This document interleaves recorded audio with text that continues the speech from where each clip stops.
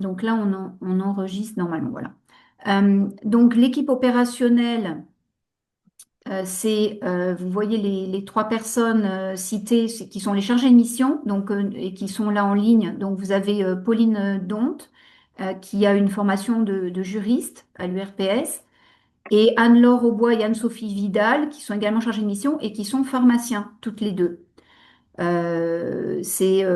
pouvez faire appel à elle ou à moi maintenant, qui suis directrice de l'URPS des pharmaciens. Je vais laisser Jean-Marc Gassan se présenter. Après, je laisserai l'équipe de mes vaccins se présenter.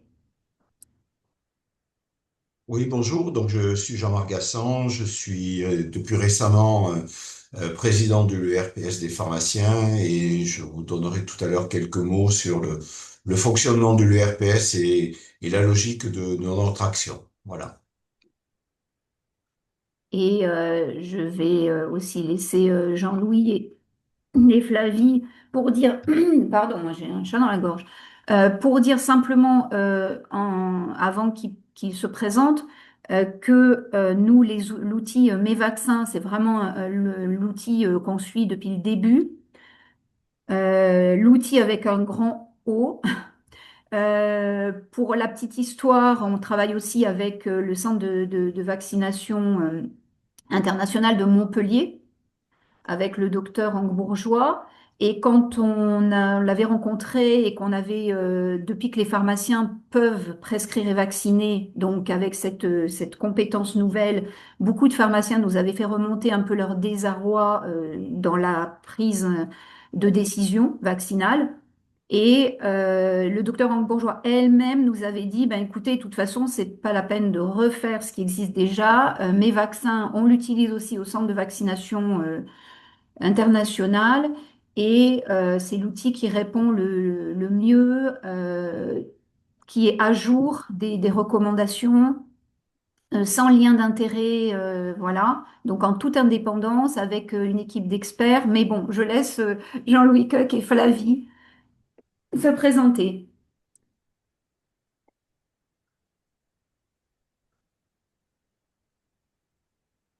J'avais le temps remettre mon micro. Donc moi, Jean-Louis Cagque, je suis médecin et je suis également biologiste. Et j'ai pendant un temps été membre de la commission technique des vaccinations. C'est là qu'est venue d'ailleurs l'idée de ce projet. Et donc actuellement, ben, je m'occupe à temps plein de mesvaccins.net avec Flavie. Alors, donc, bonjour à tous. Donc, moi, c'est Flavie Burel. Je suis pharmacien d'officine. J'exerce à temps partiel et je fais partie également donc, du groupe des experts à mesvaccins.net. Voilà.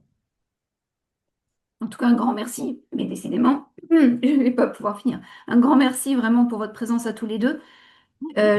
Aussi pour compléter, mais là on avait informé les pharmaciens qu'on a conventionné avec mes vaccins pour que les pharmaciens d'Occitanie puissent bénéficier de l'outil sur toute la région. Donc, donc l'URPS a décidé de financer pour tous les pharmaciens l'usage de mes vaccins. Voilà. Donc, je vais laisser ensuite Jean-Marc Gassan, donc président de l'URPS, faire une petite introduction et après, on vous passera la parole. Oui, mais je prends la parole quelques secondes, quelques minutes, simplement pour rappeler un peu à tout le monde ce qu'est l'URPS, puisque cette structure qui existe maintenant depuis 2009 est parfois mal connue. Donc l'URPS est une structure régionale qui a été créée par la loi HPHT, qui date donc de 2009, qui est une association loi 1901. C'est une sorte de parlement régional des pharmaciens qui représente les pharmaciens et qui principalement euh, est l'interlocuteur de l'ARS. Voilà. C'est une structure qui est élue par les pharmaciens et qui est financée par les pharmaciens. Voilà. Donc notre rôle, c'est d'être l'interlocuteur de l'ARS. Dans toutes les actions que fait l'ARS, lorsqu'elle demande l'avis du pharmacien, elle s'adresse à l'URPS, que ce soit dans tous les domaines qui sont extrêmement vastes, avec un grand nombre de commissions qui vont des actions sur la vaccination, la santé sexuelle, l'organisation des soins, les territoires fragiles, l'organisation du réseau. Donc c'est extrêmement large. Le deuxième point qui est important des URPS, c'est que les URPS, et là on va arriver au sujet, les URPS ont un rôle de recherche de nouvelles pratiques en pharmacie. C'est-à-dire toutes les nouvelles missions sont nées, ou en tout cas, ou ont été à un moment ou à un autre expérimentées, ou ont été validées par les URPS. Et celle dont on parle, c'est celle de la vaccination, est née au départ par des expérimentations de l'URPS pour ce qui était de la vaccination contre la grippe. Puis ça s'est transformé en la possibilité de vacciner tous les vaccins, puis de prescrire les vaccins. Et c'est le début d'un grand changement de nos officines. Nous sommes, enfin, je suis pharmacien d'officine et le grand changement qui amène demain à d'autres pratiques qui sont déjà en cours pour certains, c'est-à-dire les TROD et la possibilité de prescrire pour l'angine et les cystites, mais aussi demain, l'expérimentation OSIS, de la possibilité de s'ouvrir à d'autres pratiques et euh, d'autres prescriptions, d'autres prises en charge, d'autres orientations de pathologie. Donc notre rôle, c'est ça.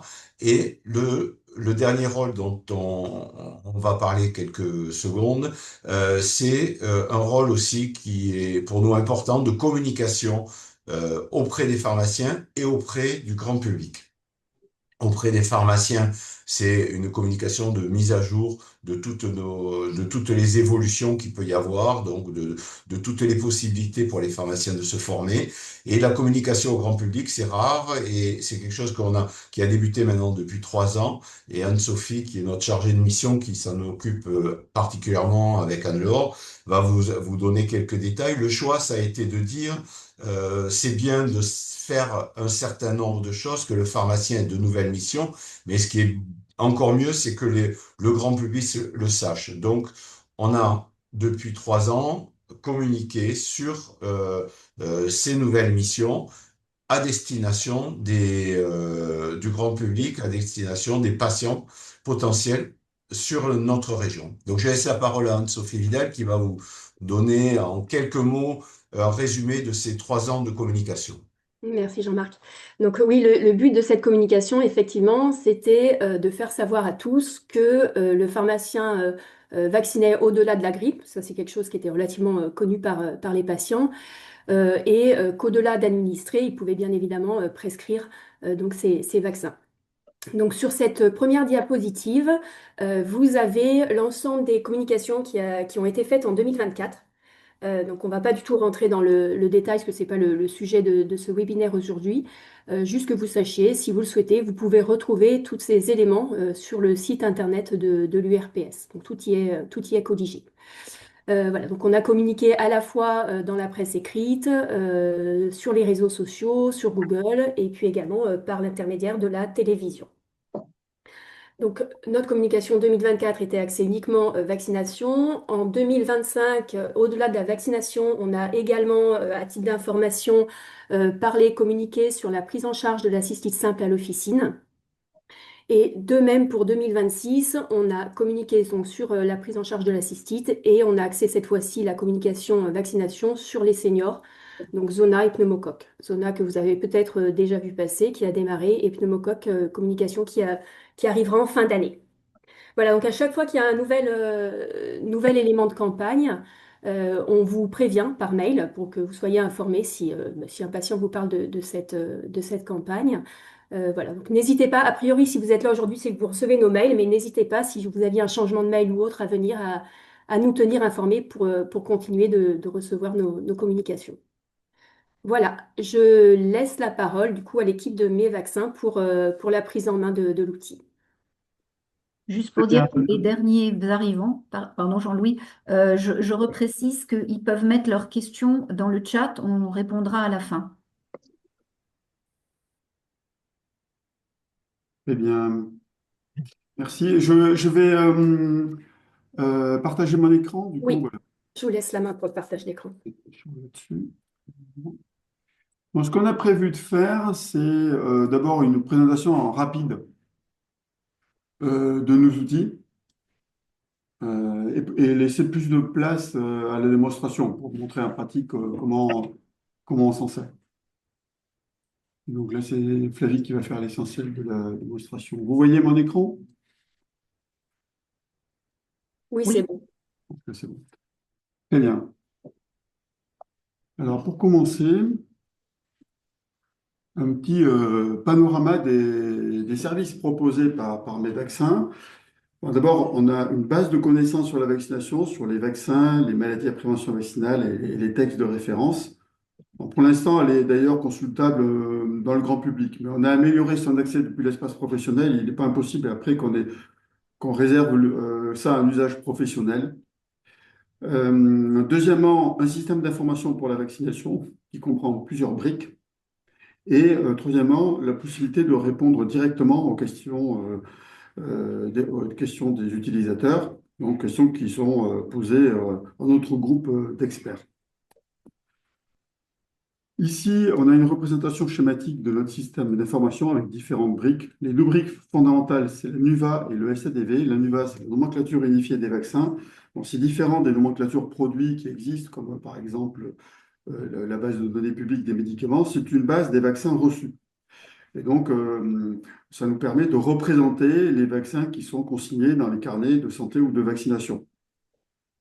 Donc, c'est à la fois un catalogue de toutes les dénominations vaccinales, qu'elles soient commerciales ou génériques, comme DTP par exemple, qu'il s'agisse de vaccins français ou étrangers, et parfois de vaccins très anciens, qu'on peut toujours avoir dans les carnets et qu'il faut savoir toujours interpréter.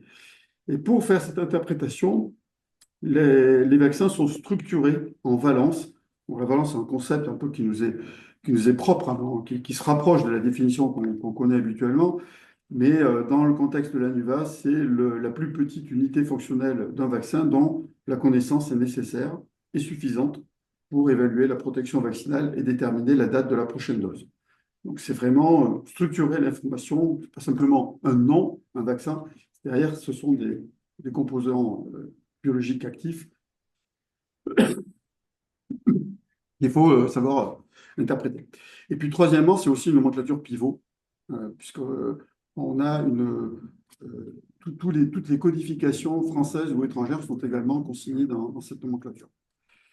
Et puis, on a le système d'aide à la décision vaccinale, qui est un système déterministe, c'est-à-dire entièrement contrôlé par le groupe d'experts, donc qui dispose d'une interface permettant de rédiger des règles.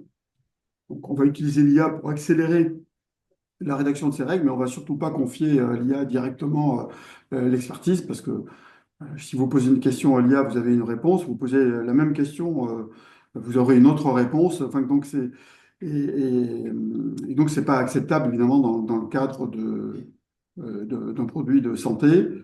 D'ailleurs, notre outil est en cours de marquage CE. On a déjà la certification ISO 13485 pour le dispositif médical et on devrait avoir le marquage CE en juillet prochain. C'est là que l'audit doit se dérouler. À partir de ces composants, on a d'autres outils qui sont notamment le carnet de vaccination numérique qui a vocation à alimenter le DLP. Ce n'est pas encore le cas, mais ce sera prochainement possible. Et puis, il y a également Mentor. Donc, Mentor qui intéresse particulièrement les pharmaciens parce que ça nous permet d'avoir une réponse rapide aux questions posées sans conservation de données. Et ça, vous le verrez dans la démonstration. On a aussi une carte européenne numérique de vaccination, qui est une représentation particulière de l'historique vaccinal, qui est détenue par la personne sous la forme d'un QR code ou d'un fichier PDF, et donc qui permet à chaque personne, chaque citoyen, chaque patient de transmettre facilement son historique vaccinal à d'autres professionnels en France ou à l'étranger. C'est déjà assez rapide, assez répandu. Il y a certains pays déjà qui l'ont adopté. Et on a aussi un logiciel de gestion de centre de vaccination. On parlait d'Anco-Bourgeois tout à l'heure, mais c'est ce logiciel qui est utilisé par Mm. le de vaccination internationale de Montpellier. On a également mis en place des tableaux de bord de suivi de la vaccination, notamment dans le cadre de la campagne de vaccination dans les collèges ou des campagnes ponctuelles. Par exemple, lors de l'existence de cas groupés de méningite B à Rennes, on a utilisé cet outil. Et ces outils sont intégrables à d'autres logiciels, notamment les logiciels officinaux. Donc là, il y a des changements également qui pourront vous intéresser. C'est dans les pistes à venir. Alors, la base de connaissances, vous pouvez y accéder directement depuis mesvaccins.net. Et là, vous avez notamment des fiches vaccins. Mais vous pouvez y accéder aussi depuis directement les outils Mentor Pro ou carnet de vaccination numérique. Donc voilà un exemple de fiche. Donc en fait, c'est l'équivalent du résumé des caractéristiques des produits de l'ANSM ou de l'Agence européenne des médicaments, enrichi d'informations contextualisées en fonction des recommandations, en fonction des questions qui nous sont posées, de façon un peu à accompagner la lecture de ces documents. Et donc vous verrez qu'il y a intégrés dans ce document officiel, il y a des suppléments d'informations, mes vaccins, qui permettent un peu d'éclairer la connaissance du vaccin et d'aider le pharmacien à prendre des décisions contextualisées. Après, on a un Mentor Pro. Donc ça, c'est, je pense, l'outil qui va le plus vous intéresser au quotidien. Et Flavie va vous montrer ça en détail. Mais bon, de manière très, très simple, vous rentrez un âge, un sexe, et vous avez directement un audit vaccinal. Et si vous avez besoin de quelque chose de plus précis, par exemple, en fonction du profil santé, de la profession, de l'existence de maladies chroniques, d'une grossesse, vous allez saisir ces informations dans le profil santé pour avoir l'audit vaccinal adapté avec des recommandations spécifiques. Si vous ne mettez que l'âge et le sexe, vous avez des recommandations dites générales. Et vous pouvez répondre de cette manière à une question ponctuelle en fonction des vaccins reçus. Alors, vous n'êtes pas obligé. L'idée ici, c'est pas d'être exhaustif. Vous posez une question sur la vaccination contre la rougeole, ben, vous allez juste saisir les vaccins contre la rougeole et voir, par exemple, si la personne est à jour ou s'il faut ajouter une troisième dose. Et puis, on a le carnet. Le carnet, c'est un carnet numérique qui est partagé entre le pharmacien, d'autres professionnels de santé qui concourent au parcours vaccinal et la personne elle-même, et qui contient, comme tout carnet de vaccination, l'historique vaccinal, mais qui contient aussi le profil santé et qui donc affiche un diagnostic vaccinal personnalisé, mais là qui est pérenne, qui est constant, contrairement à l'outil qu'on a vu juste avant, et qui permet donc d'envoyer les rappels des dates des prochaines doses à effectuer aux patients. Donc, on va également, dans le cadre de notre collaboration, répondre à vos questions. Donc là, c'est des questions que vous pouvez nous adresser directement depuis l'interface. Vous avez un centre d'aide ici, le point d'interrogation, ou alors une adresse. Et à partir de cette adresse, eh bien, vous pouvez nous poser votre question. On différencie les questions techniques sur le fonctionnement du logiciel des questions d'expertise. Bon, voilà un exemple de questions. Là, très souvent, bon, on a le professeur Daniel Fleuret est très, très actif sur ce forum et on a d'autres experts qui répondent également. Et puisque l'aide à la décision ne va pas répondre à tout, hein, il y a toujours des questions très, très spécifiques comme ici, et donc vous obtiendrez là des réponses directes. Ça nous permet aussi d'ailleurs d'enrichir le système d'aide à la décision, puisque en fonction des questions posées, ben, on peut donner plus de précision dans nos réponses automatisées. Voilà, ici un autre exemple, hein, c'est pas toujours voilà, c'est des questions souvent complexes, comme ici par exemple. Ah, juste, je précise, c'est vrai qu'il n'y a jamais d'urgence en matière de vaccination, mais souvent, quand même, la réponse, c'est dans la journée à peu près, hein. Oui, très Donc, souvent, c'est dans la journée ou même dans la demi-journée, habituellement, effectivement. Bon, et puis après, on va mettre en place, c'est pas encore fait, mais vous l'aurez très prochainement, un tableau de bord qui va vous permettre de suivre l'utilisation de nos outils, notamment le nombre d'inscrits. Donc, vous n'aurez pas à nous demander, vous l'aurez directement sur ce tableau de bord qui est donc destiné à l'administration de l'URPS. Je parle d'anglais de l'inscription aussi, oui. ce sera fait. Hein. Comment s'inscrire pour accéder à l'outil? Ben, vous allez sur mesvaccins.net. Ici, en haut à droite, vous avez espace professionnel. Vous cliquez dessus et vous arrivez sur cette page. On peut y arriver directement si vous tapez CVN, comme carnet de vaccination numérique pro.mesvaccins.net. Mais bon, depuis mesvaccins.net, c'est facile. Vous allez le retrouver très facilement. Donc, ici, vous allez, à moins d'avoir déjà un compte, vous allez sur Nouvel utilisateur. On vous encourage vraiment à utiliser votre ICPS, c'est-à-dire ProSanté Connect. Sinon, il y a des démarches manuelles qui peuvent être assez longues et qui pour nous sont assez coûteuses en temps parce qu'il faut qu'on fasse des vérifications, qu'on vous rappelle. Bon, donc, vraiment utiliser la ICPS et l'abonnement se fera tout de suite. Et donc, une fois que vous aurez cliqué sur ProSanté Connect, ben, vous suivez les instructions, l'application ICPS qui permet donc de vous authentifier de manière fiable. Et ensuite, une fois que vous vous êtes inscrit via ProSanté Connect, vous allez sur le centre d'aide, vous allez vous cliquer sur Nous contacter, et là, donc vous allez donc dans la demande d'assistance, vous allez mettre votre mail, sélectionner questions techniques, et vous allez donc nous demander d'activer l'abonnement. Et donc, nous, on le fera très rapidement. Et après, vous aurez un accès complet hein, qui se signale par ces petites étoiles là, aux outils. Voilà. Et puis donc, on a des fonctionnalités à venir. On va déjà, alors certaines qui sont bien avancées, on va vous en présenter en particulier une, qui est le module Champollion. Donc, Champollion, c'est pour déchiffrer les hiéroglyphes vaccinaux dans les carnets de santé. On a un système maintenant automatisé qui permet de vous aider à reconstituer un historique vaccinal parce que si vous voulez vacciner correctement une personne, ben, vous devez savoir ce qu'elle a déjà reçu. Et ça prend du temps. Déjà avoir le carnet de santé de la personne et ensuite il faut donc l'interpréter. Et là, ça peut vous aider à faire ça et ça peut être fait en collaboration avec le patient ou ça peut être fait directement par vous. Depuis Colibri, on a déjà la gestion d'alimentation du DMP et un note de vaccination. Ce sera aussi le cas dans CVM Pro. Comme je l'ai dit, bon, ben, on attend le marquage CE de dispositif médical qui va nous permettre en fait, de produire directement une ordonnance de prescription à partir de l'aide à la décision. Donc, directement, vous pourrez avoir les vaccins utilisables dans le contexte de la personne en fonction de ses caractéristiques, âge, sexe, immunodépression, maladie chronique. Et donc, ça en toute confiance et sans risque d'erreur.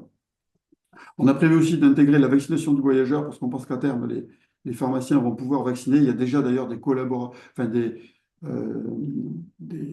collaborations spécifiques qui permettent de le faire. On a prévu également une nouvelle application mobile pour le patient et l'intégration de Mentor Pro au logiciel Officino est beaucoup plus simple actuellement, donc on pense que ça pourra se faire dans un avenir assez proche. Et bien voilà, maintenant on va arriver sur les démonstrations.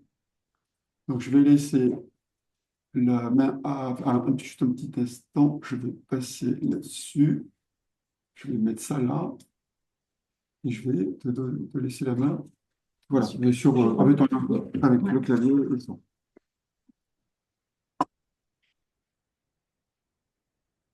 Voilà. Alors, donc là, maintenant, je vais vous faire une petite démonstration principalement de l'outil Mentor Pro et également, je vous parlerai un petit peu des carnets de vaccination numérique. Alors, l'outil Mentor Pro, une fois que vous avez créé votre compte, vous arrivez sur cette page d'accueil et il se situe sur le menu latéral gauche, là, ici. Alors, Mentor Pro, en fait, comme disait Jean-Louis tout à l'heure, c'est juste vraiment pour faire un audit. C'est un outil rapide. L'avantage, c'est que c'est rapide. En quelques clics, on peut avoir une réponse à nos questions. En revanche, eh bien, ça ne va pas mémoriser ce qu'on a enregistré. Donc, si on veut faire un bilan vraiment complet avec un historique vaccinal assez conséquent, il vaut mieux aller faire ça sur un carnet. Alors, j'ai prévu plusieurs situations. Donc, la première, eh ben, on va prendre un cas vraiment simple avec des recommandations en population générale. Donc, si je prends par exemple le cas d'une personne de 35 ans qui vient à la pharmacie vous solliciter par rapport aux vaccinations qu'il voudrait mettre à jour, hein. Donc, on a d'abord donc cette première onglet à renseigner avec juste âge, sexe. Et on peut déjà, sans rien remplir, aller voir, eh ben, quand on a 35 ans, quelles sont les recommandations vaccinales à proposer en France, hein. Donc, cette personne, eh bien, on voit très rapidement que les vaccinations qu'il va falloir vérifier, c'est DTCP et ROR. Donc ça, toute personne voilà, on doit vérifier qu'il soit à jour par rapport à ces 2 vaccinations. Donc là, on va dire que c'est à faire dès que possible. Et si la personne n'a jamais été vaccinée de sa vie, ben, le schéma, c'est de faire à M0 et puis M2 et M6. Maintenant, si cette personne, elle vous dit qu'elle a été vaccinée, mais en fait, elle n'a plus l'historique de ses vaccinations, donc on va aller dans l'onglet Profil santé. Je cherche, j'ai un petit menu pour faire des recherches, hein, et je vais taper historique, vaccinal incomplet ou inconnu.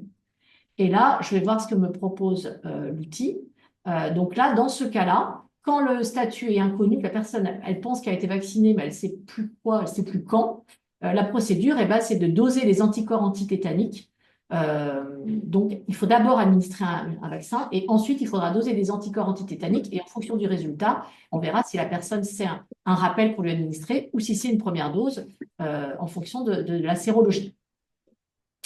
Alors maintenant, si la personne, en fait, elle avait un historique de ses vaccinations et qu'elle vous indique que sa dernière vaccination, son dernier rappel, hein, remonte à lorsqu'elle avait 30 ans. Donc, je vais dans vaccin reçu et je vais taper année 30 et je vais par exemple indiquer qu'elle a reçu un vaccin Rebevax. J'indique bien que c'est un rappel, hein. Je rajoute ça dans son onglet historique et je vais voir ce que me dit l'audit par rapport à la vaccination des TP. Bon, on voit que la personne est à jour et on a même la prochaine date à laquelle il faudra faire le rappel suivant. Donc, ça sera à faire à 45 ans, dans 10 ans. La personne est bien à jour de cette vaccination. En revanche, si on imagine qu'elle avait reçu ce vaccin non pas à 30 ans, mais à 18 ans,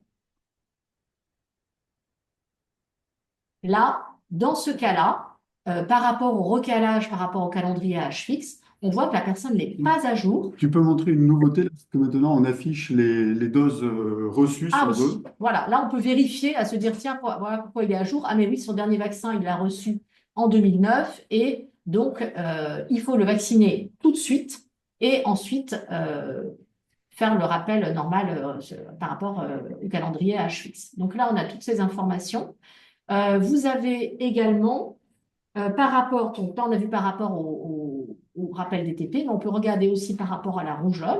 Donc là, on a une explication en disant qu'il y a 2 doses de vaccination. Il faut vérifier que la personne ait bien reçu ces 2 doses puisqu'elle est née depuis 1980. On a des explications. Pourquoi est-ce qu'il faut qu'elle ait reçu 2 doses depuis 1980? Là, vous avez toutes les explications qui...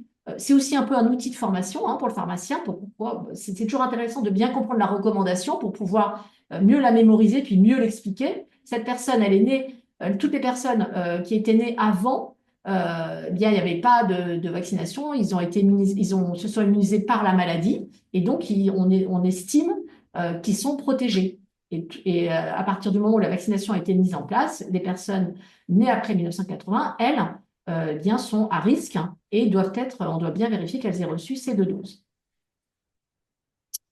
Alors, ça, c'était mon premier cas.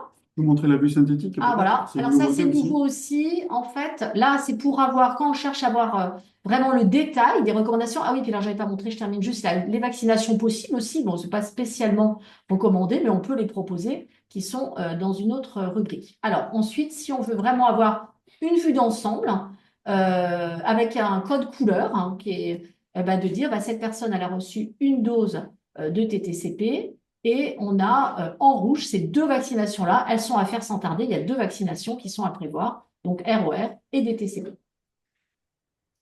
Alors, je vais prendre un autre cas, donc un petit peu plus compliqué. Donc là, c'est une personne de 67 ans. Et déjà, donc, vous savez qu'elle a un diabète. Donc, soit je vais dans maladie chronique, hein, là, vous avez toutes les rubriques. Donc, toutes ces rubriques, ça reprend un petit peu tous les éléments du profil santé qui vont avoir un impact sur les recommandations. Donc là, soit je vais dans maladie chronique, soit je vais directement sur la barre de recherche et je tape les premières lettres de la maladie. Donc là, diabète non équilibré. Donc, j'indique que cette personne est diabétique. Et par ailleurs, elle a eu un épisode de zona. Elle vous dit qu'elle a eu un épisode de zona l'année dernière. Donc, antécédent de zona en juillet 2025, par exemple.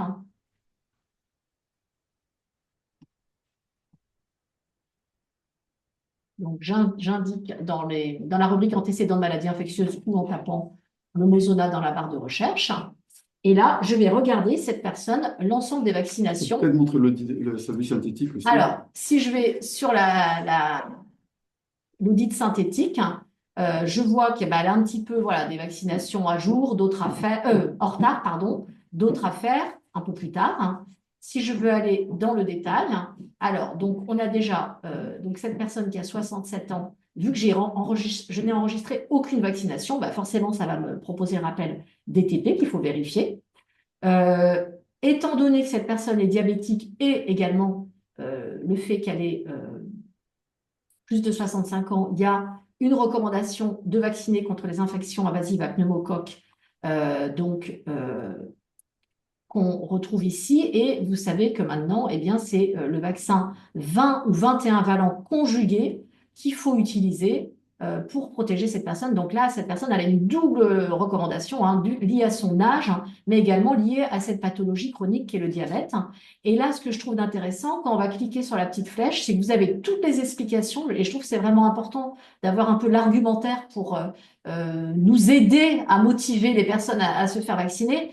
Là, par exemple, le fait que cette personne, bon, déjà, on peut dire c'est l'âge, puisque le système immunitaire, il y a le phénomène d'immunosénescence, mais également parce que le fait d'avoir un diabète, ça augmente la gravité des infections à pneumocoque, mais également, ça va déstabiliser un diabète. Voilà, d'expliquer, c'est vraiment important d'être protégé. Alors, on avait donc le DTP, le pneumocoque, et par rapport en ce qui concerne la vaccination contre le zona, eh bien là, étant donné que j'ai indiqué qu'il y avait eu un épisode de zona il y a moins d'un an, eh bien il faut attendre la vaccination. Il ne faut pas la proposer tout de suite, mais attendre ce fameux délai d'un an. Et là aussi, vous avez l'explication. Pourquoi est-ce qu'il faut attendre? Eh bien, c'est parce que le vaccin va être plus efficace. S'il est administré, il faut quand même qu'il soit administré à une certaine distance de la maladie, sinon on risque d'être moins efficace. Donc là, vous avez toutes ces explications qui sont détaillées et qu'on peut cacher pour pas que ça fasse trop de messages à lire en même temps. Et ensuite, cette personne, il faudra aussi commencer à lui parler de la vaccination grippe et Covid qu'il faudra faire chaque année. Et là, pareil, c'est une double indication, c'est voilà, le diabète et également l'âge. Et pareil, si on avait enregistré qu'elle avait eu une vaccination avec le vaccin Zostavax, on aurait eu aussi cette proposition de refaire la vaccination, mais avec le vaccin Shingrix, puisque il est plus efficace. Alors, maintenant, je vais prendre un autre cas. Alors, c'est un cas par rapport à un enfant de 3 ans. Alors, c'est vrai que bon, on ne vaccine pas à cet âge-là, mais on a quand même un rôle de conseil, de répondre aussi aux parents, et puis aussi par rapport au remboursement. Souvent, on se pose des questions. Donc là, un enfant de 3 ans, et on a une prescription d'un vaccin contre les méningocoques, par exemple un Bexsero, et on veut savoir si c'est bien indiqué, est-ce que c'est bien remboursé, parce que c'est vrai que vu l'épidémiologie actuelle, il y a eu pas mal de recommandations qui ont changé, et c'est vrai que parfois on a un petit peu du mal à s'y retrouver. Donc là, si on veut très rapidement savoir si cette vaccination contre les méningocoques B est remboursée, par exemple pour un enfant de 3 ans, donc, on a juste à taper son âge. On va dans l'audit. Je vais aller dans la rubrique méningocoque B. Donc, donc le rattrapage. Donc là, vous savez qu'il y a maintenant un rattrapage avant l'âge de 5 ans et que le vaccin est bien remboursé à cet âge-là. Et on peut même aller rechercher les sources. On retrouve les arrêtés. Donc, vous voyez, l'arrêté, c'est récent. Ça a été publié là en mars 2026, et ça a été modifié le 20 mars, puisqu'ils ont élargi après, c'est pour les enfants nés en 2020, 21, 22, et également les enfants nés en 2023 et 24. Oui, maintenant, oui. Et on a la même chose par rapport au vaccin tétravalent. Donc on a les sources qui sont cliquables et qu'on peut aller vérifier. Alors, je vais maintenant vous proposer un dernier cas pour Mentor Pro. C'est l'utilisation de cet onglet qu'on n'a pas vu jusqu'à présent. Donc, c'est la médecine des voyages. Là, pareil, même si pour l'instant, à part cas spécifique, mais on ne peut pas vacciner dans ce contexte, mais on a souvent quand même des questions et c'est intéressant de pouvoir répondre. Donc là, une jeune femme de 27 ans qui vient vous solliciter par rapport à un voyage qu'elle souhaite programmer en Thaïlande. Donc, je vais dans l'onglet voyage. Donc là, en fonction des conditions de voyage, les recommandations ne vont pas être les mêmes, hein. Donc, on précise dans quelles conditions. Donc là, j'ai mis intermédiaire. Va se passer le voyage. Et là, on va imaginer qu'elle part en Thaïlande. On va prendre un voyage, pas tout de suite, qu'on ait le temps de prévoir les séances de vaccination, qu'elle part le 1er mai. On va prendre un voyage assez long, jusqu'au 30 mai, donc en Thaïlande.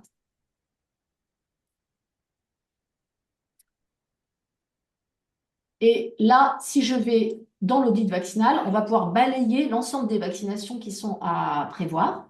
Donc, la première chose quand on voyage, c'est déjà de mettre la vaccination, le calendrier vaccinal français à jour, hein, avant de partir en voyage déjà. Donc il faut vérifier vaccination des TCP, ROR, femme en âge de procréer, il faut bien les noter dans le profil santé si elle a contracté la varicelle.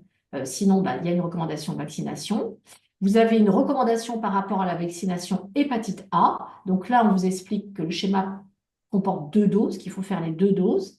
La vaccination recommandée parce que le pays est en zone de forte endémicité.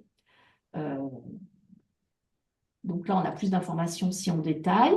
Et ensuite, là, ça sera à évaluer en fonction du type de voyage, hein, en fonction des zones où la personne va se rendre, la pertinence ou pas de proposer une chimio-prophylaxie du paludisme et également de pouvoir indiquer à cette personne que la fièvre jaune n'est pas obligatoire si et seulement si elle est en provenance d'un pays à risque de transmission de la fièvre jaune, même si c'est juste suite à un transit dans un aéroport de ce pays. Si je veux faire des captures d'écran, je le fais. Mais tu peux le faire là. Voilà, donc ça, après, c'est toutes les vaccinations qui sont possibles et qui sont à évaluer. Mais déjà, on pourra déjà bien orienter cette personne avec l'ensemble. Alors maintenant, je vais rapidement vous montrer, je pense que j'ai encore un peu de temps, l'utilisation des carnets de vaccination. Alors, donc, le premier cas, alors le carnet de vaccination, comme je vous disais tout à l'heure, vraiment, c'est s'en servir déjà d'une part pour faire un bilan plus complet. Quand il y a un historique vaccinal assez long, allez utiliser le carnet parce que ça va bien enregistrer tout ce que, voilà, tous les vaccins. Et également, vous allez pouvoir le partager avec la personne. Donc ça, c'est vraiment le double intérêt d'utiliser ce carnet. Donc là, j'ai imaginé donc un adolescent de 19 ans. Donc là, alors pour créer un carnet, oui, pardon, je voulais quand même vous montrer comment on crée un carnet.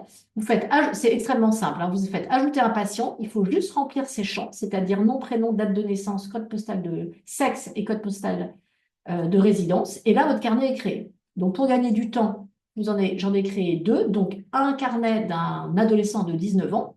Donc le premier onglet, là, c'est vaccins reçus. Donc pour ajouter une vaccination, il suffit de cliquer sur ce bouton.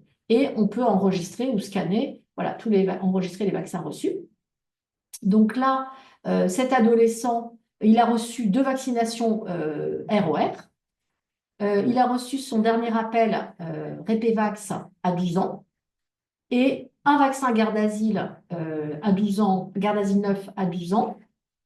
Tu peux en profiter pour montrer qu'on a les infos. Ah oui, alors effectivement, donc là, on a un bouton info où en cliquant sur ce bouton, vous retombez sur la fiche, c'est ça que j'ai oublié d'en parler, la fiche vaccin. Donc je vous invite vraiment à consulter nos fiches vaccins parce que dès qu'il y a des nouveautés ou voilà, elles sont annotées, c'est pas un RCP, hein, c'est un RCP avec voilà, qui est, comment dirais-je, mis à jour avec plein de conseils et plein d'informations voilà, par rapport aux derniers arrêtés, aux dernières recommandations, pour vous aider. Et donc, ce jeune, il a reçu sa vaccination ROR 2 doses, Repevax à 12 ans, Gardasil, il n'a eu qu'une dose, et bon, à 9 ans, il avait reçu un vaccin Nimenrix, sans doute dans le cadre d'un voyage, vaccination tétravalente, à l'âge de 9 ans, pardon. Donc là, on se demande, maintenant qu'il a 19 ans, est-ce qu'il est à jour en ayant reçu ces vaccinations? Donc, je vais dans mon profil, dans mon statut vaccinal. Et là, de manière assez surprenante, je vois que le ROR, la vaccination ROR est en retard. Et là, j'ai l'explication. En fait, une des deux doses, enfin, la première dose a été administrée avant l'âge de 12 mois. Et dans ces cas-là, c'est une recommandation de faire une troisième dose parce que la première dose n'était pas assez efficace vu l'âge d'administration. Et donc là, si on veut avoir une protection à long terme, il faut lui proposer une troisième dose de vaccin ROL. La vaccination tétravalente, même s'il a reçu une dose à 9 ans, les recommandations, c'est de faire une vaccination tétravalente de 11 à 14 ans en rattrapage jusqu'à 24 ans révolus, quels que soient les antécédents de vaccination, quel que soit l'historique par rapport à ces vaccinations. Donc, même s'il avait reçu à 9 ans, il faut lui refaire une dose. Il y a également la recommandation de faire la vaccination contre le méningocoque B, puisqu'il est dans les clous, hein, c'est de 15 à 24 ans. Concernant ma vaccination papillomavirus, donc effectivement, il n'a reçu qu'une dose. Donc, on a souvent la question, qu'est-ce qu'on fait? Il faut repartir à zéro. Je fais quoi? Je fais un schéma à 2 doses, je fais un schéma à 3 doses. Donc là, vous avez toutes les explications. En fait, il faut le faire dès que possible, même si on a dépassé le délai qui est préconisé. Eh bien, quand bien même, toutes les doses comptent, on ne repart pas à zéro, on rajoute juste les doses manquantes et on applique le schéma requis. Donc là, étant donné que la vaccination avait été initiée avant l'âge de 15 ans, eh bien, c'est le schéma à 2 doses qui s'applique. Donc là, vous avez toutes les explications. Donc là, cet adolescent, vous lui administrez une dose de Gardasil 9 et c'est terminé, il est à jour. Et au passage, on peut montrer qu'il y a aussi qui peut administrer. Voilà, vous avez aussi les informations parce que là aussi, parfois, ce n'est pas simple. Quels sont les professionnels de santé qui peuvent prescrire et administrer ces vaccins? Donc, le rappel des TCP, ça sera à faire à 25 ans dans 5 ans. Donc là, vous avez vraiment, et là, vous pouvez vraiment proposer aux adolescents, à tous les adolescents et aux parents, hein, de venir avec le carnet de santé et que vous allez pouvoir leur faire un bilan de vaccination complet. Alors, j'avais prévu un autre carnet. Vous voulez montrer là, les documents. Ah oui, alors, également, ce que vous pouvez proposer aussi, c'est de dire aux jeunes ou à ses parents de créer un carnet, donc sur mes vaccins intranet, et d'aller scanner, de numériser et d'enregistrer les pages du carnet de vaccination. Et en fait, eh bien, comme ça, vous, de votre côté, vous allez pouvoir faire ça à tête reposée ou quand vous avez du temps, d'aller saisir les vaccins du carnet de santé dans l'onglet vaccination du carnet et pouvoir avoir directement le bilan de vaccination. Donc, ils peuvent vous communiquer, parce que vraiment, il faut vraiment s'appuyer sur le carnet de santé pour pouvoir faire ce bilan. Et donc là, ils peuvent vous les scanner, les rattacher au carnet, et vous, de manière transparente, quand vous vous connectez, à partir du moment où la personne a partagé son carnet avec vous, vous allez retrouver l'ensemble de ces informations. Et quand on aura Champollion, on va directement traduire ça en historique En vaccinal historique numérique. Donc ensuite, un autre exemple. Donc là, c'est une personne, j'avais imaginé donc une personne de 76 ans. Donc, elle avait reçu un Répévax, donc DTCP à l'âge de 58 ans. Et elle avait eu la séquence, comme on faisait avant, donc Prevnar Pneumovax, il y a, alors attendez, oui, il y a 4 ans. Donc là, si on va regarder au niveau du diagnostic, eh bien là, il faut prévoir le rappel DTP. Il faut aussi bien penser à lui proposer la vaccination contre le zona, hein, puisque maintenant, c'est toutes les personnes de 65 ans et plus. On parle aussi de la vaccination contre les VRS, qui est recommandée, mais à partir de 75 ans ou 65 avec comorbidité, mais pas encore remboursée. Donc, nous, on vous l'indique bien. Hein, donc, vous avez vraiment voilà, toutes les informations. Et par rapport à donc, Covid et grippe qui seront à proposer en période de campagne de vaccination, et là, la vaccination contre les pneumocoques, eh bien, il va falloir proposer une vaccination avec un vaccin valant 20 ou 21 valent, mais il ne faut pas la faire tout de suite, hein, puisqu'il faut attendre 5 ans après le dernier vaccin pneumovax reçu, là aussi pour des raisons d'efficacité. Donc là, on vous indique bien qu'elle est à prévoir, mais pas tout de suite. Il faudra attendre 13 mois avant de la proposer. Et là, vous avez aussi également toutes les informations par rapport à la justification de cette vaccination. Et si la personne n'avait reçu qu'un Prevnar, par exemple, 13, eh bien là, on aurait dit qu'il fallait attendre 1 an. C'est parce qu'il a reçu la séquence Prevnar Pneumovax que dans ce cas-là, il faut attendre 5 ans. J'ai fait le tour de ma présentation. Est-ce qu'il y a des questions Mais je vais peut-être terminer parce que j'ai plus Ah oui, tu grand-chose n'avais à pas dire. terminé? Mais je vais Ouais. peut-être faire Ouais. un petit. Je vais vous montrer juste deux petites choses et après on répond aux questions. Oui, je pense que c'est là. Première petite chose, le Champollion dont on vous a parlé, qui va bientôt être mis à disposition. Je vais vous faire une petite démonstration très rapide, hein. C'est-à-dire qu'en fait, on prend une photocopie, une photo du carnet avec son téléphone ou autrement, hein. Enfin, donc ça peut être le patient qui prend la photo et vous qui l'analysez, ou vous prenez vous-même vous faites vous-même un scan du carnet de santé. Vous mettez le scan ici et vous l'envoyez au système. Et là, vous voyez donc le système qui est en train de travailler, hein, qui est en train de déchiffrer les hiéroglyphes du médecin et qui va donc reconnaître les vaccins et les numéros de lot et les dates. Alors, il peut y avoir des erreurs dans ce moment-là ou des trous, et à ce moment-là, vous pouvez donc corriger ou parfois faire un nouveau scan. Et si c'est bon, eh bien, vous allez pouvoir alors, si le carnet n'a pas été créé, vous pourrez directement créer un carnet de cette manière. Donc là, par exemple, je crois que c'était 16/09/2021. Et donc, vous pouvez l'exporter comme ceci, et vous avez un carnet tout prêt qui est constitué.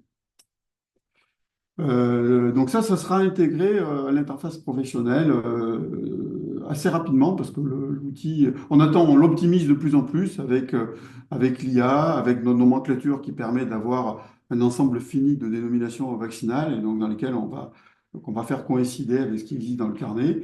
Et on a aussi une carte européenne de vaccination qui est donc, comme je disais, utilisée dans plusieurs pays.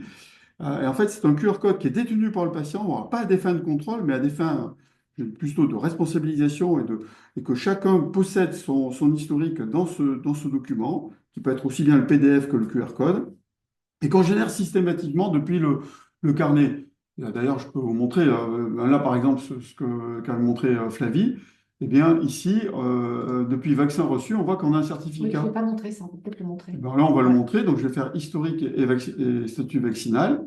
Alors, l'intérêt de ce certificat, c'est qu'on n'a pas simplement la liste des vaccins, mais qu'on a aussi le statut. Et donc, vous voyez ici que vous avez, avec un code couleur qui permet de rapidement l'interpréter, les maladies pour lesquelles la personne est à jour ou alors pour lesquelles il faut prévoir une vaccination. Et là, on a la date à partir de laquelle la prochaine dose doit être effectuée avec un petit rappel euh, synthétique du nombre de doses déjà administrées. Ouais, à partir du moment où vous enregistrez les vaccins dans l'onglet vaccination et que vous les validez, ce PDF peut être généré en fait. Voilà, Peut il être est généré généré. automatiquement et vous avez ici Automatiquement. le fameux QR code qui est généré automatiquement et donc ça peut être utile aussi pour un voyageur qui va à l'étranger.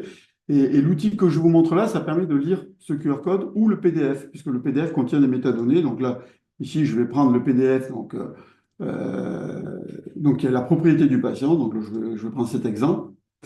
Et ce PDF va être lu et va déchiffrer automatiquement la liste des vaccins reçus et va pouvoir donc nous permettre de faire un audit vaccinal, que celui qu'on a vu tout à l'heure, à partir de cet historique.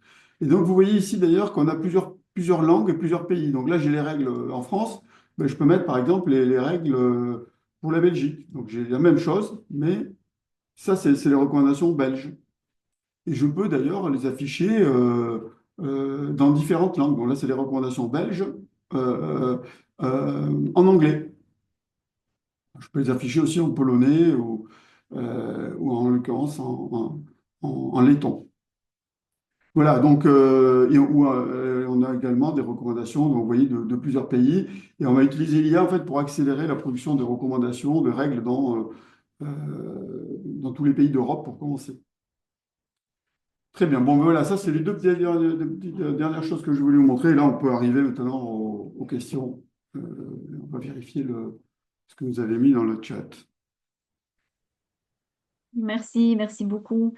Oui, je vois que dans le chat, il y a des questions sur le carnet de vaccination, notamment qui peut voir le carnet? Enfin, est-ce que les autres professionnels peuvent accéder au carnet qu'on aura créé? Alors, ça, c'est une chose intéressante. Donc, il y a deux façons de partager le carnet. Mettons que bon, le carnet peut être créé par le patient et partagé avec vous, ou c'est vous qui le créez, qui le partagez ou pas avec le patient. Vous pouvez juste vous en servir comme un outil de diagnostic. Donc là, je vais reprendre le carnet qu'on a vu tout à l'heure, et celui-ci, et on va aller dans l'onglet Partage.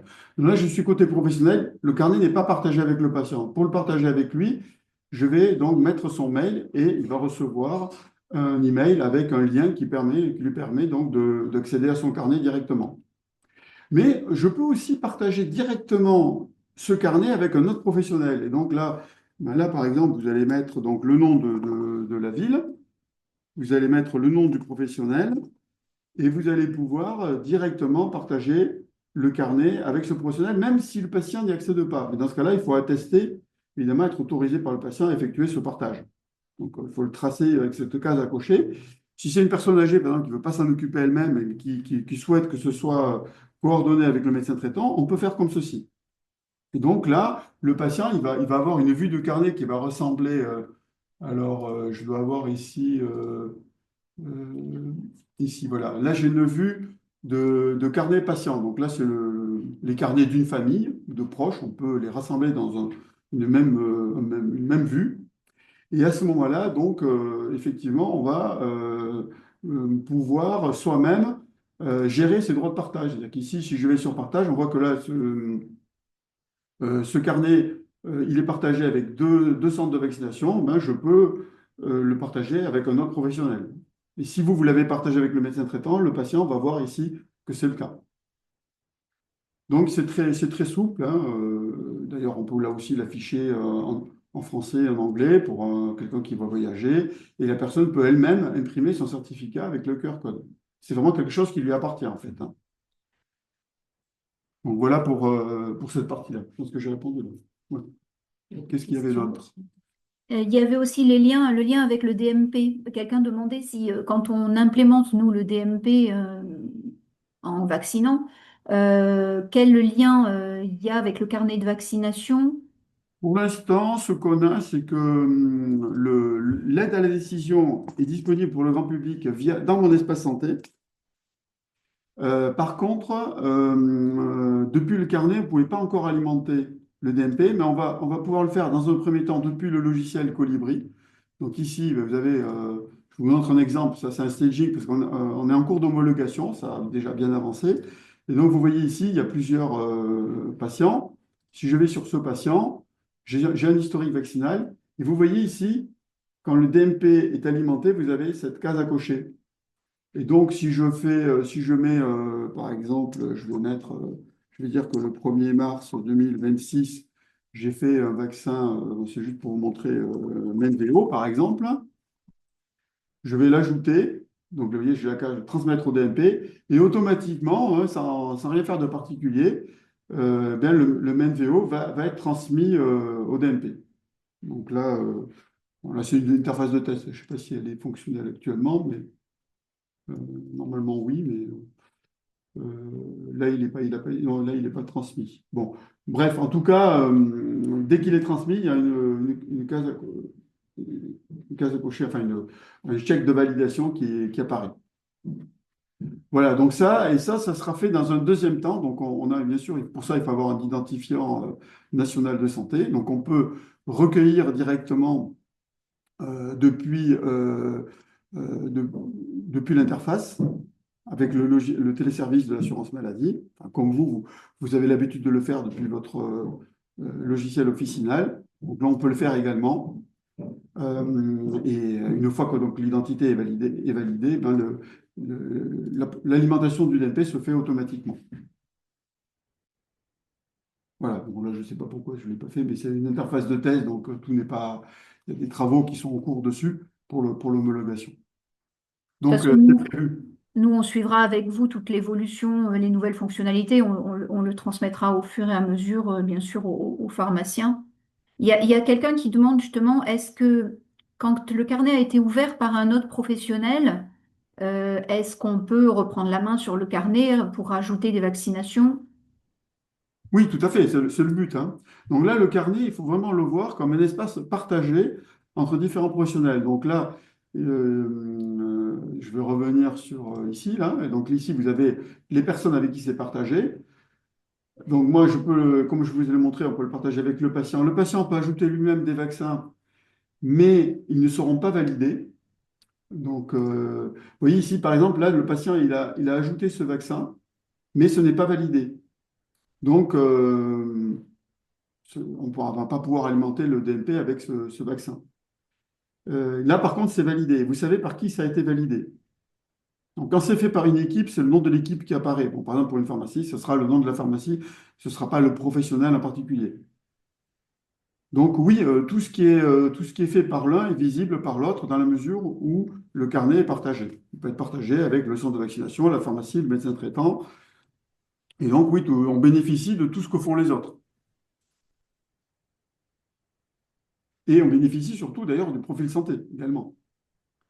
Donc ici, alors le profil santé, une fois qu'il est validé, il ne peut plus être alimenté par le patient, qui mette n'importe quoi. Il peut le faire au début, quand il initie le carnet, et après, ça c'est la vue patient, il ne peut plus y toucher. Par contre, vous allez pouvoir effectivement à tout moment compléter le profil santé.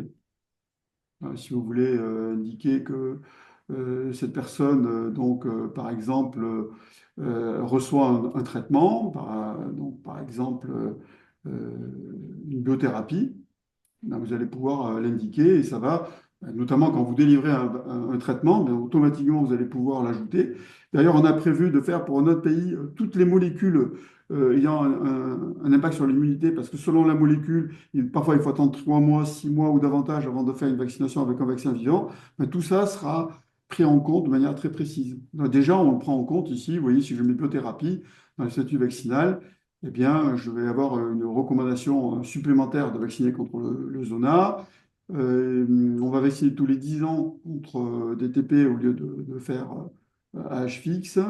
Et puis, je vais avoir aussi un impact sur le Covid et la grippe. Et je vais avoir un impact sur des contre-indications. Bon, là, c'est une personne de 76 ans, mais si j'avais une personne par exemple, de 20 ans qui doit être vaccinée contre bon, là, elle est déjà vaccinée contre la rougeole, les orignaux et le rubéole, mais si on a une contre-indication, ce sera également pris en compte.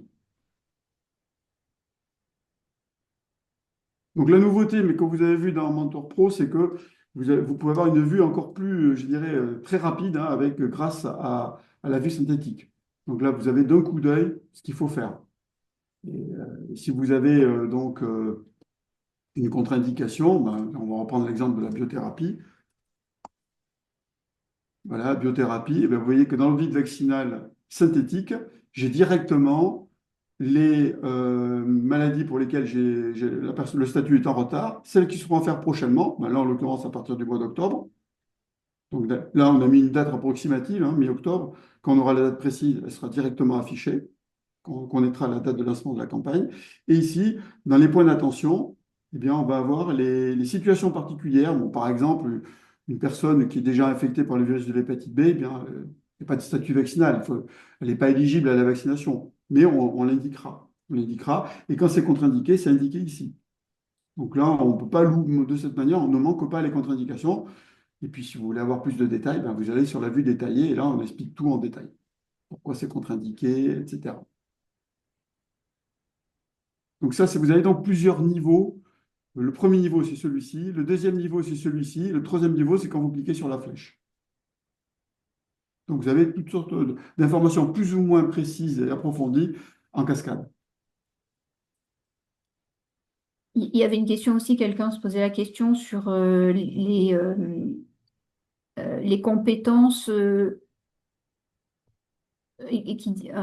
enfin la question c'était la prescription possible par le pharmacien, est-ce qu'elle est disponible sur le site? Mais ça, Oui, on l'a vu, hein, c'est marqué. oui, effectivement, c'est à chaque. Donc ça, c'est quelque chose qui est visible. Ce petit icône montre que c'est pas visible côté grand public.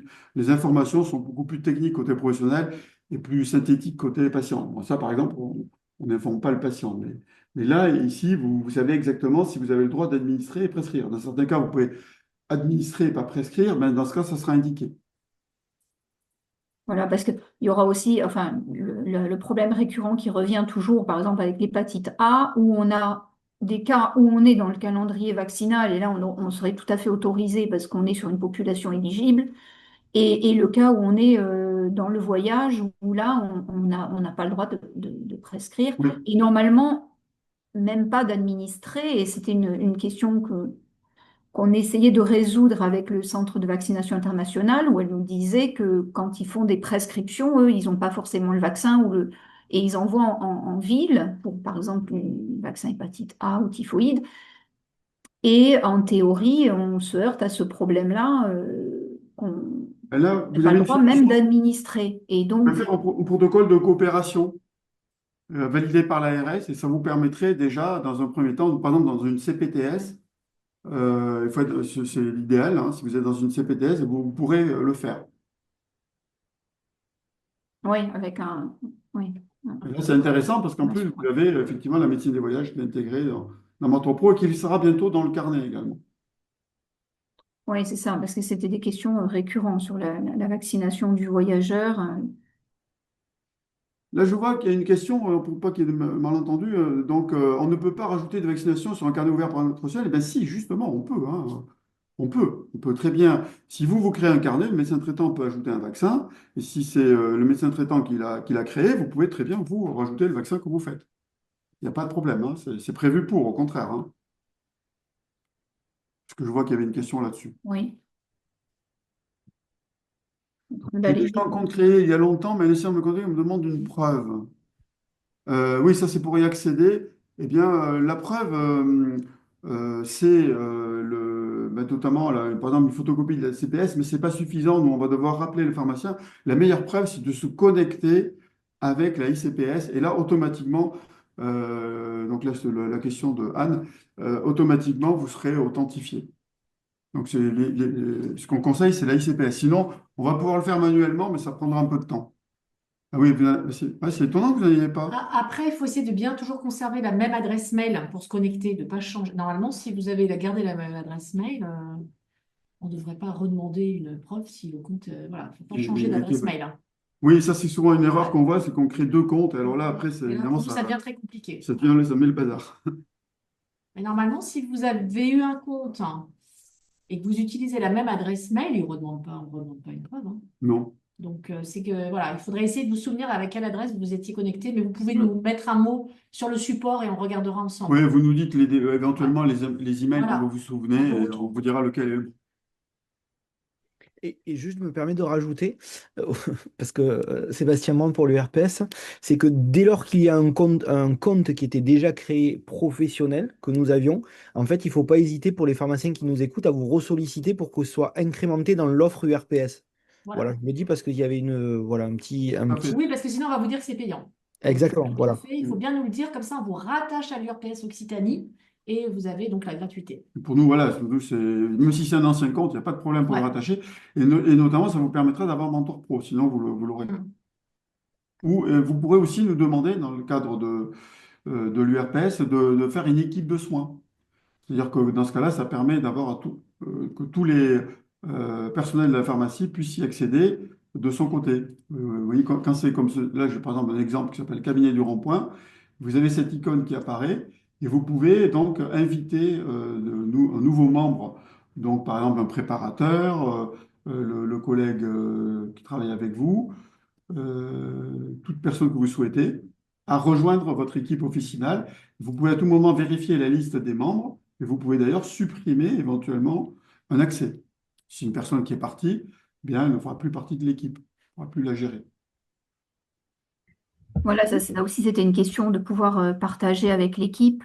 Et là, la question qui est posée, si l'adresse mail celle de la pharmacie était attribuée à une pharmacienne partie à la retraite, comment changer le Là, nom? non, mais alors là, il faut nous contacter parce que c'est nous qui allons faire la modification. Pour des raisons de Ouais. traçabilité, on va pas toucher à ce Ouais. compte, on va en créer un autre. Euh, mais par contre, si c'est dans le cadre d'une équipe, si elle a travaillé et que vous voulez conserver tout Mm. l'historique, il va falloir d'abord créer une équipe, la mettre dedans et ensuite créer les nouveaux comptes. Et là, comme ça, vous verrez toute son activité, mais la personne partie à la retraite n'y aura plus accès. Donc, c'est comme ça qu'il faut faire. Donc, si vous voulez créer une équipe, il faut nous contacter. Et il faut nous dire d'ailleurs quel est le nom que vous souhaitez donner à cette équipe. Et on n'a pas besoin d'avoir créé un compte pour nous contacter, hein. Vous pouvez accéder au support sans avoir créé de compte, hein, bien sûr. Oui, là, ici, même en étant déconnecté, vous aurez Voilà. centre d'aide et vous cliquerez dessus hein, et vous arriverez. Le centre d'aide, c'est un accès indépendant du reste. Oui. Alors, pour répondre à la question, oui, on peut se connecter avec ProSanté Connect. Et c'est même ce qu'on Donc, même, conseille. c'est ce qu'on vous recommande. Voilà. Tout à fait. Quand on dit ICPS, c'est ICPS Quand on ou, dit ICPS, c'est pour Santé Connect, hein. C'est-à-dire qu'ici, si je vais aller dans une fenêtre de navigation privée pour montrer. Si je vais sur donc, cvnpro.mevaccin.net, j'arrive là. Et donc ici, bien là, il faut cliquer là-dessus et suivre les instructions. Et là, vous vous abonnez tout seul. Et le centre d'aide, vous voyez, il est là, même sans être connecté. Et lorsqu'on est plusieurs pharmaciens dans la même pharmacie, comment on fait? On se connecte chacun avec notre ICPS. Eh On bien, peut, vous nous demandez de créer une équipe.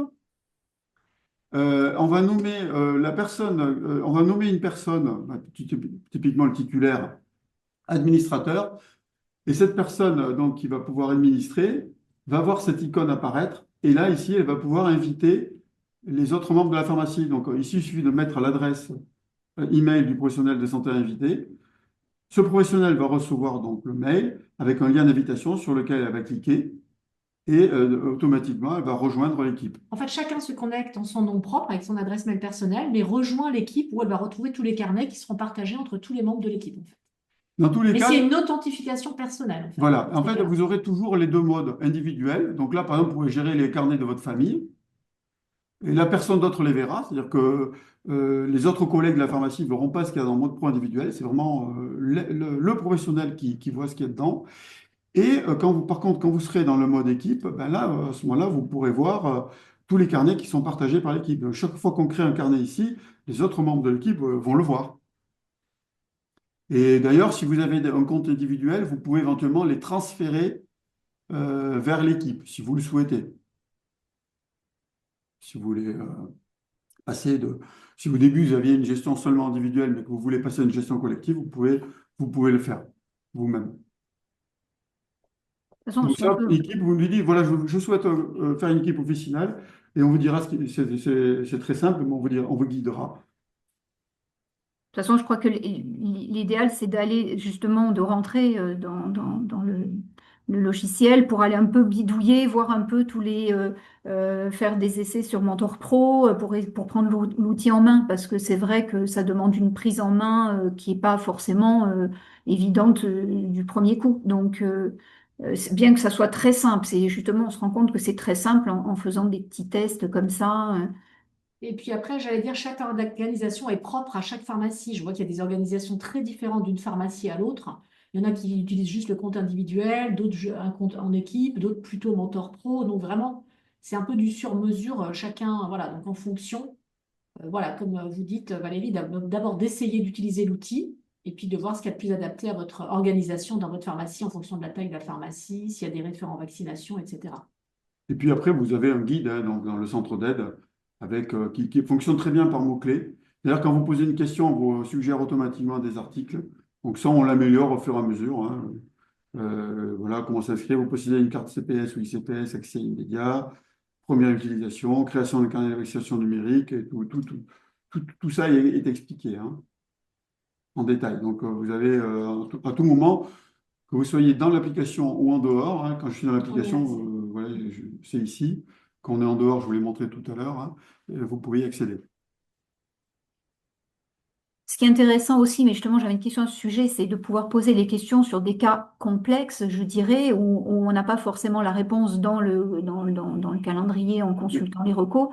Comme on a montré tout à l'heure, comme a montré Jean-Louis avec une réponse de Daniel Floré.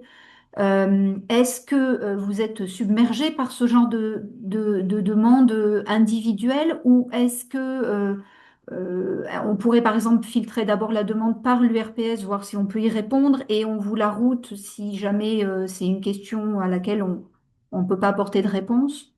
Pour le moment, on s'en sort bien. Alors, on a un système qui nous permet vraiment avec une liste d'attente des tickets. Daniel, il répond très très rapidement, et puis on a d'autres experts qui y répondent aussi, donc on n'est pas embêté par ça. Donc vous voyez ici, quand vous faites nous contacter, vous arrivez sur ce formulaire, vous faites demande d'assistance.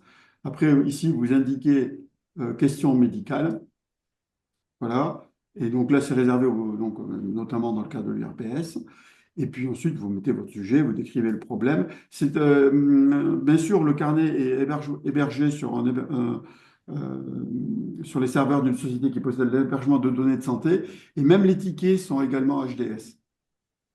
Mais du coup, pour répondre à votre question, pour l'instant, on en a très régulièrement des demandes, ça c'est voilà, mais on n'est pas submergé. Donc je pense que pour l'instant, on peut laisser comme ça. Puis si on voit qu'on est submergé, peut-être qu'on on fera un Oui, film. pour l'instant, ça va. Bon, pour l'instant, non, On franchement. essaie de Et répondre puis, comme rapidement. disait Jean-Louis tout à l'heure, nous aussi, quelque part, ça nous intéresse parce que ça nous permet d'améliorer nos outils. Vraiment, quand on voit que, par exemple, les recommandations contre les infections invasives à méningocoque, on a eu beaucoup de questions. Donc, on a vraiment compris ce qui n'était pas clair dans la tête des pharmaciens et on a pu, du coup, améliorer nos fiches vaccins, améliorer voilà, nos informations.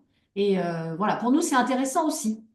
Oui, donc vous avez vu que d'ailleurs, on le rappelle, quand vous êtes dans l'interface professionnelle, vous avez un module qui s'appelle connaissances. Et là, ici, vous avez donc les vaccins que vous pouvez. Alors, par exemple, si je clique sur Voilà, Abrysvo, on a bien détaillé l'ensemble des recommandations d'un côté pour les personnes âgées, d'un autre côté pour les femmes enceintes, parce que c'est vrai que les vaccinations VRS, on a vu que parfois c'était pas toujours clair. Voilà, pour l'instant, la vaccination pour les personnes âgées, c'est pas encore remboursé.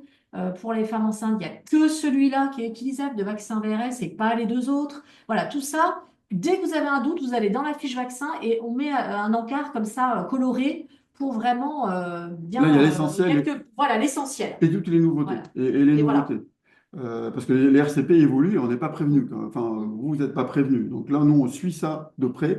Et chaque fois qu'on a une Des- nouveauté, on va ou des l'ajouter. questions, des choses qui ne sont pas claires, Voilà. on va les repréciser sur le RCP. Et là, on va rajouter nos suppléments d'infos en fonction avec des textes qui sont directement accessibles en cliquant dessus, de façon à ne pas manquer une information importante.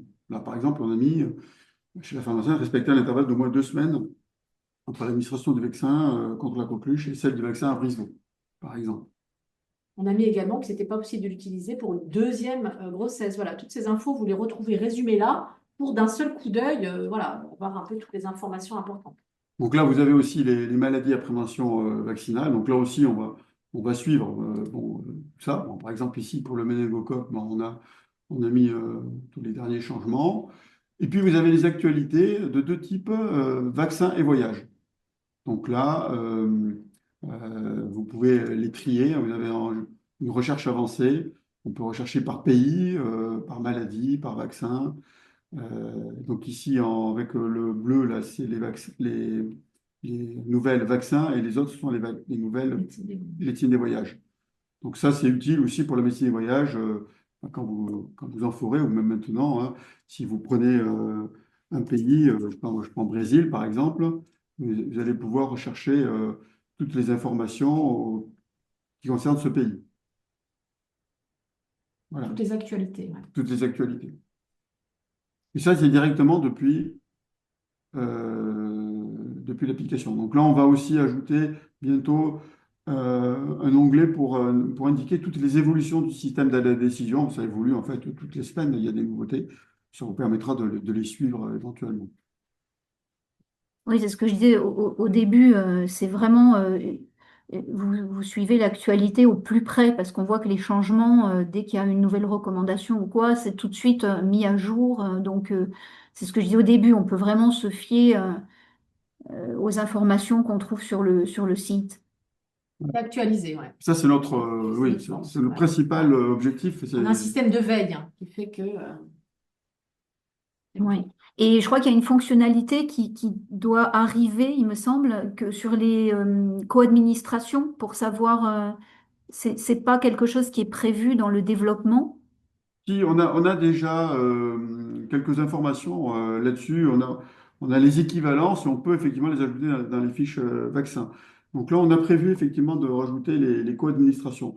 Là, ce qui est un peu délicat, c'est qu'on a les co-administrations testées et celles qu'on pense pouvoir faire sans qu'elles aient réellement été testées dans les essais cliniques. parce qu'on estime qu'on peut quand même co-administrer des vaccins inactivés, même s'il n'y a pas de données euh, provenant des essais cliniques. Donc c'est ça on essaye de voir un peu comment formuler ça. Mais c'est vrai que on a quand même, bon, je ne sais pas si je prends Repevax par exemple. Donc oui, alors on a aussi les disponibilités, quand il y a des tensions d'approvisionnement, on le note. Et on a les interchangeabilités, dans le même état d'esprit là, qui sont affichées là par exemple. Donc Oui, là, là aussi, parce que c'est complexe. Des fois, certains sont interchangeables, d'autres non. Et là, on a l'information pour être sûr de ne pas se tromper. Mm. Après, quand il y a deux vaccins inactivés qu'on ne peut pas administrer ensemble, où c'est vraiment précisé dans le RCP, on vous le dit, hein, parce que par exemple à Brisevaux, on vous indique, attention, il faut ouais. un Non, intervalle mais de le 15 message, jours. oui. Voilà, là on met vraiment un message. Après, c'est vrai que c'est un peu délicat parce que c'est souvent laissé un peu à la libre appréciation du vaccinateur, hein, parce que bon, on a en principe deux vaccins inactivés, on peut les co-administrer, mais après, c'est vrai que dans le RCP, parfois il y a des résultats d'études qui sont publiés, puis d'autres fois, il n'y a pas eu d'études de fait, mais c'est pas pour autant qu'on ne peut Ouais. pas les C'est ça qu'on va co-administrer. essayer, qu'on Voilà. réfléchir Donc, à comment mais en tout formaliser cas, ça. quand il a clairement indiqué qu'on ne peut pas les co-administrer, nous, on le met dans la fiche vaccin. Ouais, et là on le met sous On le forme de met sous message forme d'un bien message qu'on évident. voit bien. Oui. Je ne sais pas si quelqu'un voulait intervenir pour une question qu'il aurait voulu poser, qui n'est pas dans le chat ou à laquelle on n'aurait pas répondu. Euh, Il y avait contact par mail ou téléphone, je ne sais pas ce que la personne voulait dire. Mais là, par téléphone, c'est difficile pour nous parce qu'on est là, on Non, risquerait d'être non, ça va être submergé. Il faut vraiment utiliser les tickets parce que c'est les les tickets, tickets. on est plusieurs à pouvoir y répondre Super. on ne loupe aucune information, on est certain d'y Ouais. répondre. Un coup de fil, ben, vous risquez, la personne risque de ne pas être là ou on va peut-être oublier de rappeler. Enfin, Et mail, c'est pareil, hein, c'est le centre d'aide. Vraiment, c'est comme un mail, hein, voilà, c'est comme une messagerie, hein, c'est un système de on tickets. reçoit aussi un mail en Ouais. plus, mais au moins on sait si quelqu'un a déjà répondu ou pas. On peut faire une réponse en interne qui va être validée et ensuite envoyée à la personne. Donc c'est vraiment le outil Le approprié canal, hein. pour ça. Ouais. Qu'est-ce qu'il y avait d'autre? Donc ça, on a répondu. C'est bien un partage global, hein, justement. L'équipe, bon, je pense qu'on a vu. Oui, Et donc, oui, les logiciels, effectivement, transmettent au DMP. Disons que par contre, ce que ne font pas les logiciels, et que nous, on fait depuis Colibri, donc bientôt depuis le carnet professionnel, c'est qu'on transmet les historiques vaccinaux. Parce que vous transmettez au DMP uniquement les vaccins que vous administrez. Mais le problème que vous avez aujourd'hui, qu'on a avec le système actuel, c'est que pour vacciner, il faudrait savoir ce que la personne a reçu. Et ça, aujourd'hui, c'est pas simple de voir ce qu'il y a dans le DMP. Et vous ne le récupérez pas automatiquement dans le logiciel. Vous l'alimentez, mais par contre, vous ne savez pas vraiment instantanément ce qu'il y a dedans. Bon, là, le carnet, lui, il a vocation à rassembler tout ça et alimenter le DMP. Le DMP, c'est un outil de travail, le carnet. C'est pas, notre ambition n'est pas d'être l'entrepôt de données nationales. C'est un outil de travail qui permet d'envoyer les rappels aux personnes pour les prochaines doses. Et donc, vous pouvez, dans un premier temps, vous n'allez peut-être pas le faire pour tout le monde, mais faites-le, par exemple, pour une femme enceinte, parce qu'il y a plusieurs échéances pour le VRS, pour la coqueluche, pour la grippe, pour un adolescent, pour une personne qui a une maladie chronique, là, ça vaut le coup de le faire parce que vous allez avoir un suivi rapproché et efficace. Le TMP n'est pas prévu pour ça. Le TMP, bon, ben, il va recevoir les données les vaccins que vous allez faire. Bon, ça, d'accord. Mais ce n'est pas vraiment un outil de travail. oui, tout à fait. Je pense qu'on a fait le tour de toutes les questions, hein, à peu près. On a répondu. De toute façon, comme j'ai dit, qu'ils n'hésitent pas à se rapprocher aussi de l'URPS pharmacien, hein. Sur le site, ils ont les coordonnées pour nous contacter. Voilà, qu'on peut répondre à leurs questions et à leurs problématiques. Euh, je vais peut-être laisser la parole à... Déjà, moi, vous remercier vraiment grandement pour votre intervention aujourd'hui, qui est bien éclairante, et laisser peut-être Jean-Marc, s'il n'est pas retourné au comptoir, Jean-Marc Gassan, conclure. Non, non, je suis là, je suis là. J'ai écouté avec beaucoup d'attention. En même temps, sur l'autre ordinateur, je faisais les tests et je trouve que c'est formidable le travail qui a été fait et toutes les possibilités. Je trouve la simplicité qui est nécessaire d'interopérabilité des systèmes vers le DMP, vers les logiciels. C'est quand même l'objectif final auquel on aspire tous parce que c'est la difficulté d'envoyer les informations de tous les systèmes qui existent dans les pharmacies. Et plus on va dans ce sens-là, mieux c'est. Non, bravo. Merci beaucoup. Merci aux participants aussi qui sont connectés et on aura à disposition le webinaire. Si vous voulez revenir à tête reposée sur les informations, ouais, ça sera possible. Merci beaucoup Jean-Luc, Jean-Louis, pardon. Merci Flavie. Et puis, bon, bah, à bientôt, hein. Oui, merci beaucoup. À Merci. bientôt. Merci. Au revoir. Merci, au Bonne revoir. journée à tous. Au revoir. Au revoir, merci. Au revoir.